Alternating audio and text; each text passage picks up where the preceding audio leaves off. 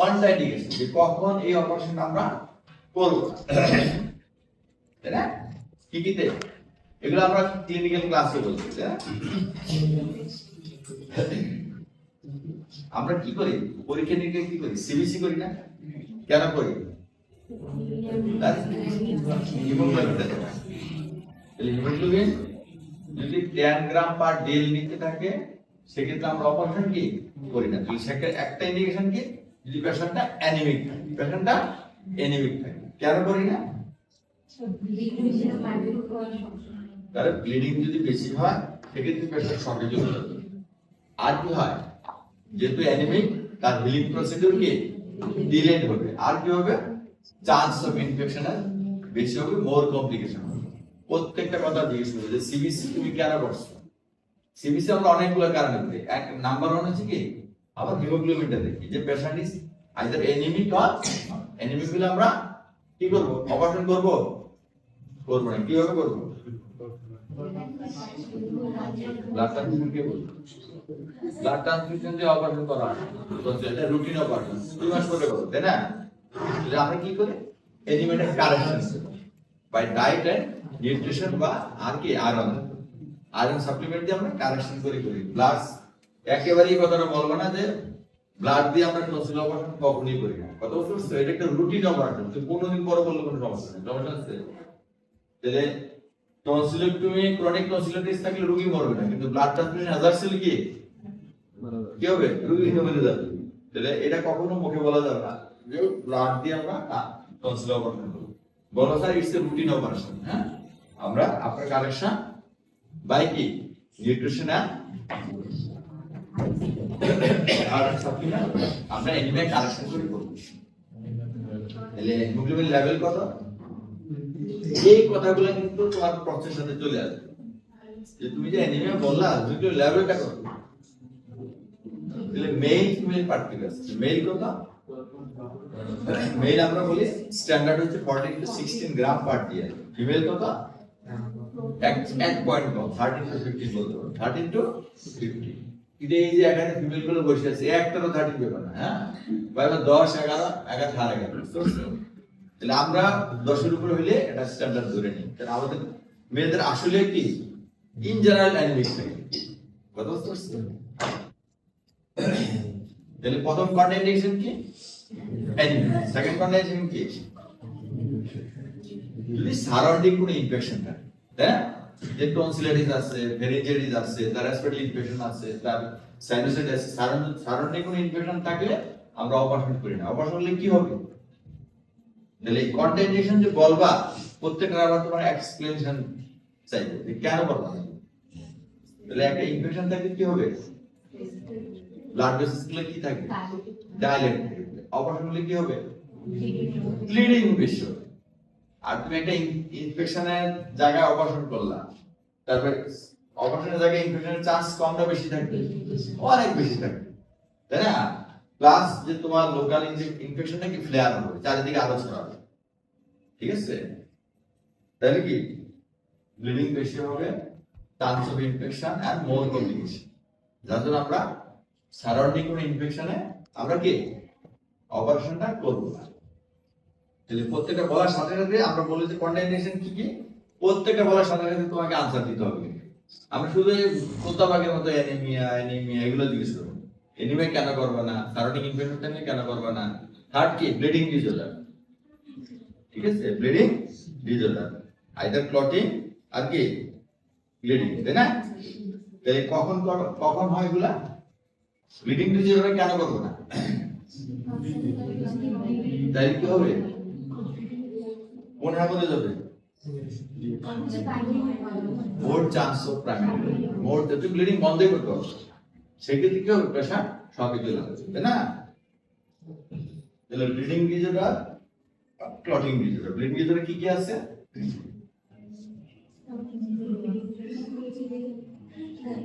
ITP আছে, EDP thrombocytopenic পাথর আছে, তারপরে তোমার কি হয় বন উইলিয়ামস ডিজিজ আছে। ব্লিডিং এর মেইন ফ্যাক্টর গুলো কি, প্ল্যাটলেট, হ্যাঁ প্ল্যাটলেট প্লাক তৈরি। যদি কোনো কারণে প্ল্যাটলেটের যে রিসেপ্টর আছে ওটা না থাকে তাহলে প্ল্যাটলেট কি অ্যাড হবে, রিসেপ্টর কোনটাতে থাকে না? বর্গলিভেন্স রিসেপ্টর। তার মিউকোজাতে কি রিসেপ্টর। আর কি হতে পারে? থ্রম্বোসাইটোপেনিয়াতে কি থাকে? তোমার প্ল্যাটলেট থাকবে, তাই না? তাহলে প্ল্যাটলেটের কাউন্ট কত? 1.5 থেকে 3 লাখ, 4 লাখ, 1.5 লাখের উপরে বলতে গেলে, হ্যাঁ? এগুলো কিন্তু জানতে হবে, এগুলো কিন্তু মনে হয় ভুলে গেছে, জানতে হবে যে তখন তুমি কখন করবে না। যে 50,000 ইন্ডিসিল আমি করবো না, তাহলে কি হবে? চান্স অফ হ্যামোরেজ অনেক বেশি হবে। তাহলে ক্লটিং ডেফিসিয়েন্সি কি আছে? যে ফ্যাক্টর গুলো মেইনলি কি হ্যামোফিলিয়া এন্ড ক্রিসমাস ডিজিজ, ফ্যাক্টর 9 এবং 8 ডেফিসিয়েন্সি। 8 হলে হ্যামোফিলিয়া, 9 হলে ক্রিসমাস ডিজিজ। ফ্যাক্টরগুলো কোথায় প্রোডিউস হয়? লিভার। লিভার এটা কনজেনিটাল থাকতে পারে, আবার আয়াত্তজনিত থাকতে পারে। কোনো লিভার ডিজিজ থাকলে কি হবে? ফ্যাক্টর কি লিভার। তাহলে আমরা ব্লিডিং টাইম ক্লটিং টাইম করে নিই, ঠিক আছে? ব্লিডিং টাইম কত? 3 to 6, clotting time 6 to 12, double করে দিবা। 1 মিনিটে দেবে, কোনো সমস্যা নেই, তাই না? আর আমাদের এখানে কি করে ব্লিডিং টাইম কি দেয় করে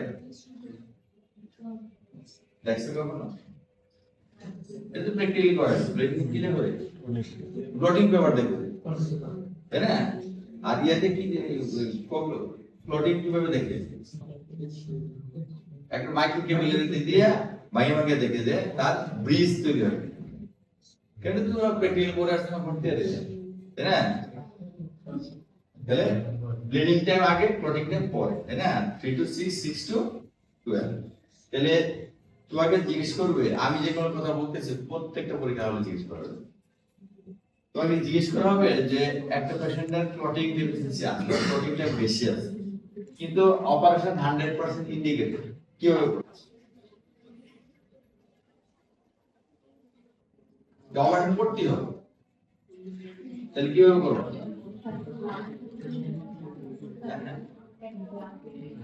প্রথমে আমরা ফ্যাক্টর সাপ্লিমেন্ট দিতে পারি, ঠিক আছে? ফ্যাক্টরটা কোথায় থাকে?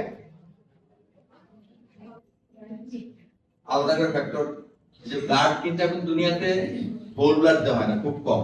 তার স্পেসিফিক যেটা প্রয়োজন, প্লাজমা থাকে প্লাজমা, ফ্যাক্টর থাকে ফ্যাক্টর, প্ল্যাটেলেট থাকে প্ল্যাটেলেট, ডব্লিউবিসি লাগে ডব্লিউবিসি, আর কিছু মানে হোল ব্লাড কোথাও তেমন একটা কি দেওয়া হয় না দুনিয়াতে, আমাদের দেশে দেয় কোথাও সস্তা। তাহলে সব জায়গায় কি যেটা প্রয়োজন ফ্র্যাকশন করে দেওয়া হয়, আলাদা করে দেওয়া হয়, ঠিক আছে?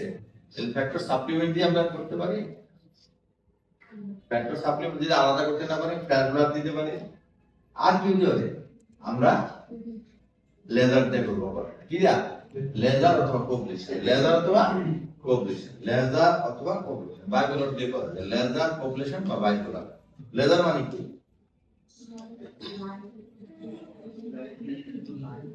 লেজার মানে কি? By light amplification by stimulated emission of radiation, LASER,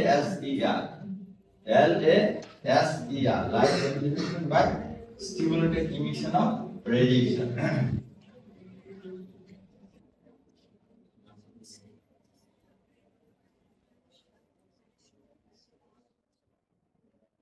আর কি আছে? আনকন্ট্রোল সিস্টেমিক ডিজিজ, কারো যদি বেশি ডায়াবেটিস থাকে, বেশি হাইপারটেনশন থাকে, ঠিক আছে, কিডনি ডিজিজ থাকে, রেসপিরেটরি ইনফেকশন থাকে, এগুলো তো করা আমরা এটা যদি খুব ইন্ডিকেটেড হয় আমরা কন্ট্রোল করে করব। ইনফেকশন বা ডায়াবেটিস কন্ট্রোল করব যদি ইন্ডিকেটেড, নাইলে আমরা করব না, কথা বুঝছো? তাহলে uncontrol systemic disease, hypertension, diabetes, asthma. আর কি করতে পারি? ক্ল্যাট প্লেগ, এপিডেমিক পোলিও, এগুলোতে করা হয়। ক্ল্যাট প্লেগ করলে কি হবে? ক্ল্যাট প্যালেট আছে, ঠিক আছে, আমরা টনসিল করলাম, মেডিকেট করলাম, তাহলে কি হবে? তার খাওয়া কি নাক দিয়ে চলে আসবে, তার কথা যে স্পিচটা ডিস্টারবেন্স হবে, ঠিক আছে? এটা বলি কি নেজল কি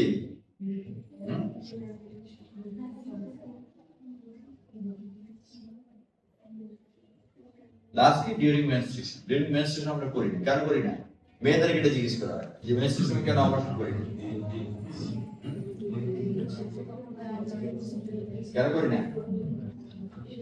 মেনস্ট্রুয়েশন সময় ফাইব্রোলাইটিক অ্যাক্টিভিটিতে কি বেশি, যে ফিব্রিন কি ভেঙে যায়, যার জন্য তোমার অপারেশন গুলি কি হবে?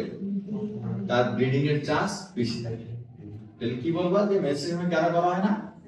হাইপ্রোলাইটিক অ্যাক্টিভিটিটা বেশি থাকে, যার জন্য চান্স অফ কি ব্লিডিং বেশি হওয়ার সময়, এই জন্য মেনস্ট্রুয়েশন করা কি হয় না। তাহলে এই কয়টা ইন্ডিকেশন। আর কয়টা ইন্ডিকেশন? একটা হচ্ছে অ্যানিমিয়া, কেন করা হয় না বললাম, একুইট ইনফেকশন, সারাউন্ডিং ইনফেকশন কেন করা হয় না বললাম, bleeding disorder, uncontrolled systemic disease, plate epidemic polio and during menstruation. Methods বললাম, পজিশন বললাম, প্রসিডিউর আমরা পরে বলবো। আমরা তোমাদের যেটা ইম্পর্টেন্ট পরে দিচ্ছি সেটা হচ্ছে কমপ্লিকেশন। প্রসিডিউর আমরা পরে জিজ্ঞেস করি না, লাস্ট বলবো। আমরা যেটা সবচেয়ে ইম্পর্টেন্ট সেটা হচ্ছে কি কমপ্লিকেশন, তাই না? কমপ্লিকেশনের মেইন কমপ্লিকেশন হচ্ছে মেইন কমপ্লিকেশন কি? আমাদের কিছু ইমিডিয়েট কমপ্লিকেশন আছে, লেট কমপ্লিকেশন। ঠিক আছে? ইমিডিয়েট কমপ্লিকেশন কি কি হতে পারে? এই যে আমি হার করলাম, তাতে কি হতে পারে? তার লিফট ইনজুরি হতে পারে, তাই না? দাঁতগুলো কি ভেঙে যেতে পারে, টিথ ইনজুরি হতে পারে। আর কি হতে পারে? তার টাংটা ইনজুরি হতে পারে, তার ফেরিংস ইনজুরি হতে পারে, তাই না? ডিউরিং অপারেশন কি ফেরিংটা ইনজুরি হতে পারে। তাহলে injury to the surrounding structure, that is lip, teeth, gum, ঠিক আছে, প্যালেট, ফেরিংস, এগুলো কি ইনজুরি হতে পারে। দুই নম্বর কি ইন্টারফেরোমেন্টাল ডিসলোকেশন, এটা কি ডিসলোকেশন হতে পারে, গর্ভে আকার কি ডিসলোকেশন। তিন নম্বর কি আমরা এক্সটেনশন করি, তাহলে কি সার্ভাইকাল স্পাইন ইনজুরি হতে পারে। কাদের হয় এটা বেশি? ডাউন সিনড্রোম হয়। কাদের হয়? Down syndrome. এই জন্য ডাউন সিনড্রোম কিন্তু একটা কন্টাক্টিভ, এই জন্য করা আমরা কি আটলান্টিক জয়েন্ট ডিসলোকেশন হয়ে যাবে, ঠিক আছে? তাহলে ইমিডিয়েট কমপ্লিকেশন কি? একটা হচ্ছে injury to the surrounding structure, second one কি হ্যামোরেজ, ঠিক আছে? টেম্পোরোম্যান্ডিবুলার কি টিএম জয়েন্ট ডিসলোকেশন, তারপর injury to the cervical spine, ঠিক আছে? আর কি হতে পারে? তার অ্যাসপিরেশন হতে পারে। অ্যাসপিরেশন কি হতে পারে? অ্যাসপিরেশন নিউমোনিয়া হতে পারে, ঠিক আছে? আর সবচেয়ে ইম্পর্টেন্ট কমপ্লিকেশন কি? হ্যামোরেজ। প্রথমে বলবো হ্যামোরেজ। প্রথমে কি হ্যামোরেজ কয়জন আছে?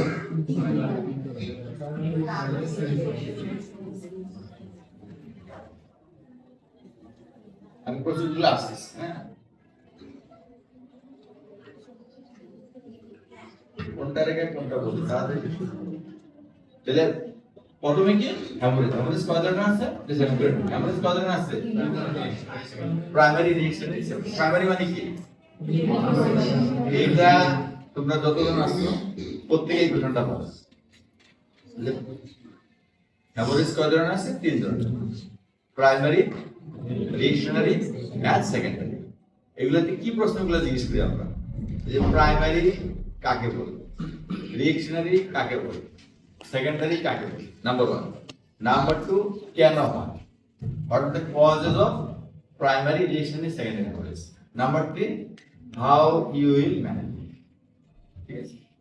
তাহলে প্রাইমারি hemorrhage কেন হবে? প্রাইমারি hemorrhage কি? ডিউরিং অপারেশন, ডিউরিং অপারেশন, এই যে যখন অপারেশন করতেছি আমরা তখন হবে। এটা কেন হয়? কেন হয়? হওয়ার কারণ হচ্ছে যে তোমার পেশেন্টটা যদি কি ওয়েল প্রিপেয়ার না, পেশেন্ট যদি ওয়েল প্রিপেয়ার না, তার মানে কি তার সারাউন্ডিং ইনফেকশন আছে, ঠিক আছে, তার হাইপারটেনশন ছিল, তুমি কারেকশন করো নাই, ঠিক আছে।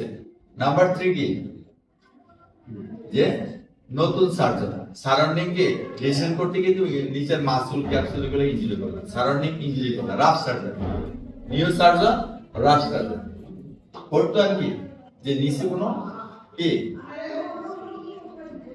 আর্টারি ছিল যেটা আমরা ইনজুরি করছি, এটা কি ভেসেল বলে?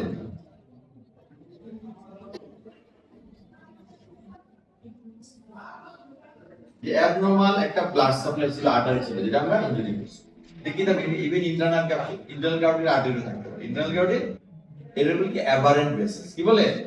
অ্যাবারেন্ট ভেসেলস।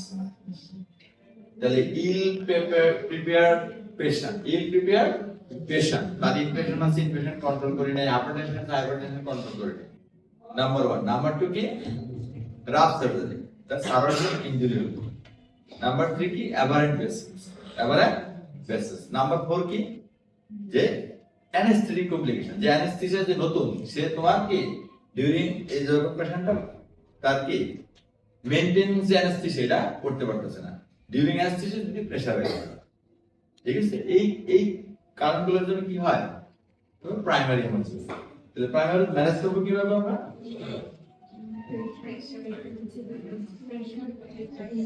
আমরা একটা ওয়েট গজ দিয়ে প্রেসার দিয়ে রাখি কত বল দিব 5 to 10 আপনি ক্লটিং টাইম তারপর বন্ধ না গেলে কি করব আমরা ডায়ালাইজ তারপর বন্ধ না গেলে সুচার লাগেছে তিনটা কয়টা তিনটা আর যদি ডিউরিং অপারেশন প্রফিউজ ব্লিডিং হয় তখন আমরা কি করব তাকে blood transfer fresh blood transfer ঠিক আছে এই হচ্ছে ম্যানেজমেন্ট ঠিক আছে তাহলে কজ এবং ম্যানেজমেন্ট রিলেশন হ্যামারেজের কজ কি এটা করে এই কোশ্চেনটা আমরা কিভাবে করি আমরা জিজ্ঞেস করি যে তুমি ইন্টার্নি করতেছো ওয়ার্ডে বসে আছো 3 ঘন্টা আগে একটা অপারেশন হয়েছে তোমার ওয়ার্ডে চলে আসছে এটা ব্লিডিং হচ্ছে মুখ দিয়ে ব্লিডিং হচ্ছে তাহলে তুমি কিভাবে ম্যানেজ করো এই যে 3 ঘন্টা পরে অপারেশনটা হলো আর ব্লিডিং হইতেছে অপারেশনের এটা কি ধরনের হ্যামারেজ রিঅ্যাকশন হ্যামারেজ কাকে বলে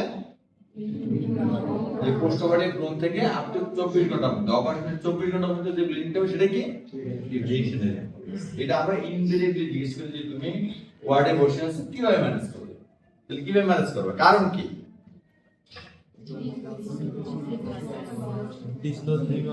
নাম্বার 1 স্লিপেজ অফ লাইফ যে তুমি চিস্টা দিছো এটা কি ছুটে গেছে নাম্বার 2 কি ডিসলজমেন্ট অফ ক্লট যে ছোট ক্লট দেয়া ব্লাড ভেসেলসটা বন্ধ ছিল এটা কি ডিসলজ হয়ে গেছে নাম্বার 3 কি সিস্টেমিক তাহলে ওই সময় যদি ব্লাড প্রেসার কি বেড়ে যায় রেজ কি ব্লাড প্রেসার অবশ্যই তুমি পোস্ট অপারেটিভ তুমি আমি করতে তার ব্লাড প্রেসারটা বেড়ে যায় আর কি আর কাফিং কাশি দিলে কি হবে তার ব্লাড ভেসেলস গুলো কি ওপেন হয়ে যাবে যেগুলো ক্লটেড ছিল ওগুলো কি ওপেন হয়ে যাবে আর কি যে হাইপোটেনসিভ অ্যানেস্থেসিয়া যে অপারেশনের সময় অ্যানেস্থেসিস বাহাবা করানোর জন্য কি একদম প্রেসারটা বাইরে রাখবে পোস্ট অপারেটিভ রুমে কি হবে প্রেসারটা বাইরে যাবে যদি হাইপোটেনসিভ অ্যানেস্থেসিয়া ইউজ করো ডিউরিং কনসিলিয়াম তাহলে কয়টা হলো একটা হচ্ছে slippage of ligature dislodgement of the clot raise blood pressure তারপর দশটি কাফি আর কি হাইপোটেনসিভ তাহলে ম্যানেজ করবে কিভাবে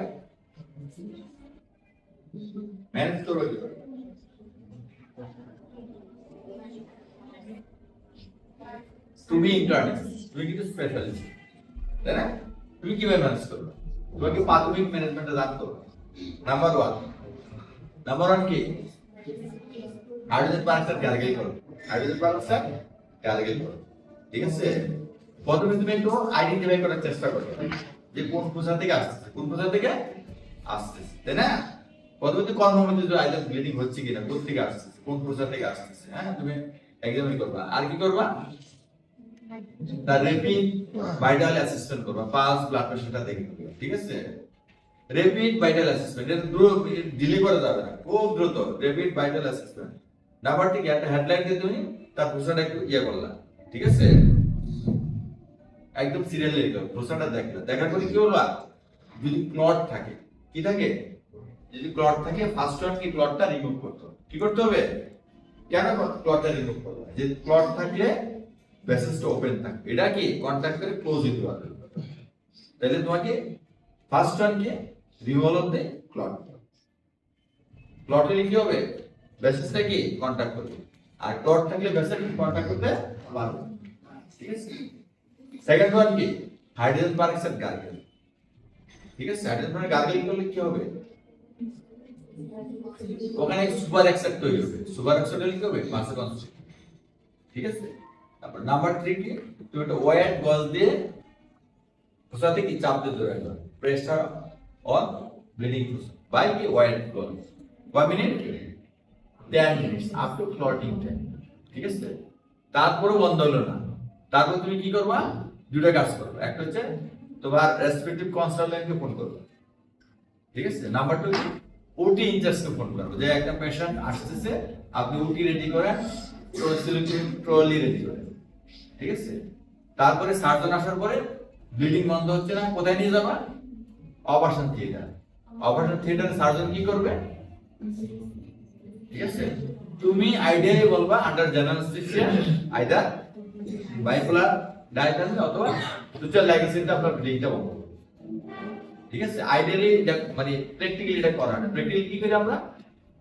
আবার ওই ক্লট থেকে রিমুভ করে আর্টিফিশিয়ালটা গার্গল করে প্রেস একই ওয়ার্ডে যেটা করছে প্রেস দিয়ে তারপর বন্ধ না হলে আবার বাইপোলার ডায়াগনোসিস করে দিই। যদি ব্লিডিং পয়েন্টটা রিস্ক করতে না পারি তখন আপনি কি under general anaesthesia either bipolar diagnosis or suture ligation, ঠিক আছে? আর যদি তুমি যদি প্রফিউজ ব্লিডিং হইতেছে তখন কি করবা? তোমার ব্লাডের জন্য কি ব্লাডের জন্য আমরা কি ব্লাড ম্যানেজ করার জন্য বলবো একটা ব্লাড দিতে হবে, 1 ব্যাগ বা 2 ব্যাগ ফ্রেশ ব্লাড। ওইভাবে আমরা কি রোগীর পার্টি বা আমরা কি ওয়ার্ডে বা আমি নিজেই চেষ্টা করবো সন্ধানে দিয়ে, তাই না? তাহলে ম্যানেজমেন্টে কি হইলো? কারণ কি হইলো? এটা আমরা বেশি জিজ্ঞেস করি রিলেশনের হেমোরেজটা। এবং এভাবে প্রশ্ন করি, তুমি বসে আছো ওয়ার্ডে ডিউটি করতেছো ইন্টার্নি, অ্যাজ ইন্টার্নি তোমার একটা হেমোরেজ হইতেছে, ব্লিডিং হইতেছে, তুমি কি করবে? তাহলে কারণ কি হইলো? Cleavage of ligature, dislodgement of the cord, raised blood pressure, hypotensive coughing, hypotensive, ঠিক আছে?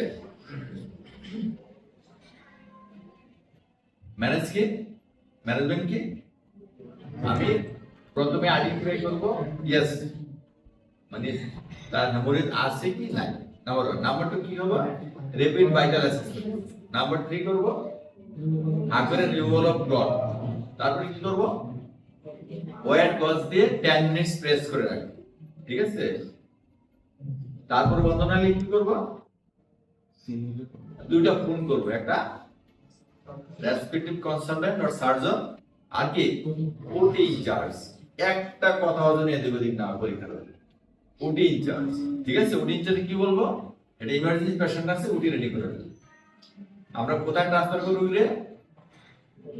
অপারেশন। তার আগে কি করব? একটা আমরা হার্টসল বা একটা স্যালাইন তার কি স্যালাইন কি আমরা শুরু করি যদি স্যালাইন না থাকে, ঠিক আছে? অপারেশন থিয়েটারে কি করবে? তুমি একটা লাইনে বলবে যে আন্ডার জেনারেল অ্যানেস্থেসিয়া আইদার মানে বাইপোলার অর কি বাইপোলার ডায়াগ্রাম ইউজ করব অথবা সুচার লাইগেচার। আর প্রফিউজ ব্লিডিং হলে আমরা কি করব? Fresh blood transfer. তোমার দায়িত্ব কি? তুমি যতক্ষণ পর্যন্ত কনসালটেন্ট কল না করবে ততক্ষণ পর্যন্ত তোমার আনসার কি ফুলফিল হবে না। কনসালটেন্ট এবং ওটি ইনচার্জ তোমাকে কল করতেই হবে, বুঝছো?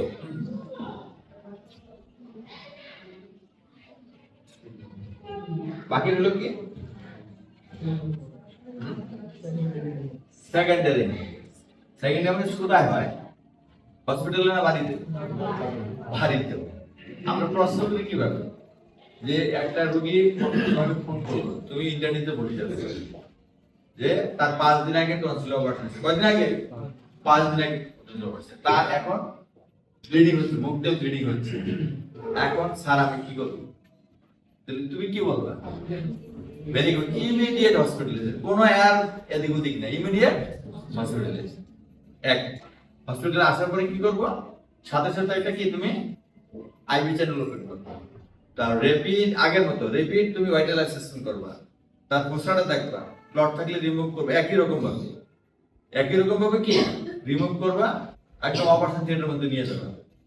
ব্লিডিং বন্ধ না হইলে বা ভাইটাল সাইনগুলো যদি তোমার অ্যাবনরমাল মনে হয় ফ্রেশ ব্লাড টেস্ট দিবে। আর এখানে কি করব? পেশেন্ট কোথায় থেকে হসপিটালাইজ থাকবে, আর আমরা কি দেব?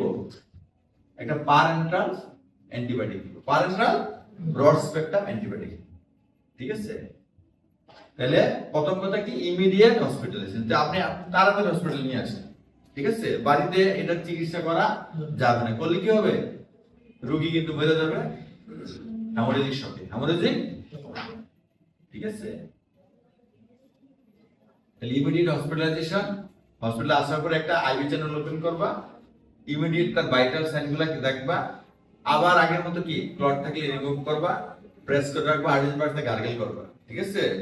বন্ধ না হলে কনসার্ন কল করবা, অপারেশন থিয়েটারে কল করবা। বেশি ব্লিডিং হলে ব্লাড ট্রান্সফিউশন করবা, আর সাথে সাথে একটা প্যারেন্টাল ব্রড স্পেকট্রাম অ্যান্টিবায়োটিক। কথা শেষ, ঠিক আছে। তাহলে সেকেন্ডারি আমরা কেন হয়? নাম্বার 1 হচ্ছে ইনফেকশন, নাম্বার 2 কি premature dislodgement of the slab, premature dislodgement of the slug over the operative foot, over the operative foot or tonsillar, main হচ্ছে দুইটা কারণ, মেইন দুইটা কারণ। আর বাকিগুলো তুমি বলতে পারো যে তার রেজ ব্লাড প্রেসার অথবা excessive calf, post operative calf, এগুলোর জন্য হতে পারে। ঠিক মেইন কজ দুইটা, একটা হচ্ছে number 1 infection and premature dislodgement of the premature displacement of the slab over the operative or tonsillar. এটা পারো তোমরা না? বুঝছে? প্রাইমারি, রিঅ্যাকশনারি আর সেকেন্ডারি হেমোরেজ। আর ইমিডিয়েট আর কি থাকলো? যদি একটু যদি কমপ্লিকেশন করো সেটা কি হেমোরেজ। আর কি? Surrounding infection, aspiration. আর ডিলেড কমপ্লিকেশন কি? Delayed complication,